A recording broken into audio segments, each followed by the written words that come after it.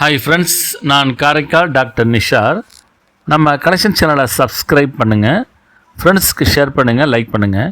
இன்றைக்கி நம்ம பார்க்குறது 63 நாட்கள் உண்ணாவிரத போராட்டத்திற்கு பிறகு செப்டம்பர் 13, 1929 ஆண்டு அன்று இறந்த புரட்சியாளர் ஜதீந்திர நாத் தாஸ் அவர்களுடைய 50வது நினைவு தினத்தை முன்னிட்டு 1979 ஆண்டு நமது இந்திய அஞ்சல் துறை 30 பைசா நினைவு தபால் திரையை வெளியிட்டு அவங்கள கௌரவப்படுத்தியிருக்குது.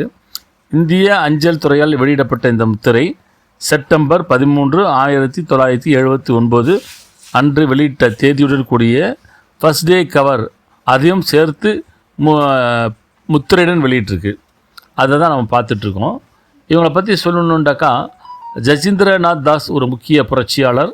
அவர் செப்டம்பர் 13, 1929 அன்று லாகூர் மத்திய சிறையில் உண்ணாவிரதத்தை தொடர்ந்து 24 வயதில் இறந்திருக்கார். கைதிகள் மீதான மோசமான நிலைமைகள் மற்றும் மனிதாபிமானமற்ற நடத்தையை எதிர்த்து அவர் இந்த வேலை நிறுத்தம் நடைபெற்றதால் அவருடைய இறப்பு உண்டானது. அது மட்டும் இல்லாமல் இவருடைய தியாகத்தை நினைவுகூரும் வகையில் அமைந்திருப்பதால் இந்திய சுதந்திர இயக்கத்தில் அவரது பங்கை நினைவூட்டுகின்றது. 1904 ஆண்டு பிரிட்டானியா அரசில் இருந்த கொல்கத்தாவில் தான் அவர் பிறந்திருக்காங்க. அதே போல் 1929 பிரிட்டிஷ் இந்தியாவில் உள்ள லாகூரில் தான் இறந்திருக்காங்க. உண்ணாவிரதன் காரணமாக இறப்பு ஏற்பட்டது என்று குறிப்பில் இருக்குது.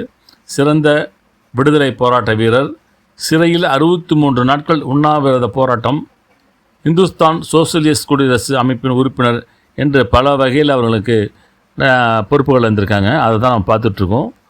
சப்ஸ்கிரைப் பண்ணுங்கள், ஃப்ரெண்ட்ஸ்க்கு ஷேர் பண்ணுங்கள், லைக் பண்ணுங்கள்.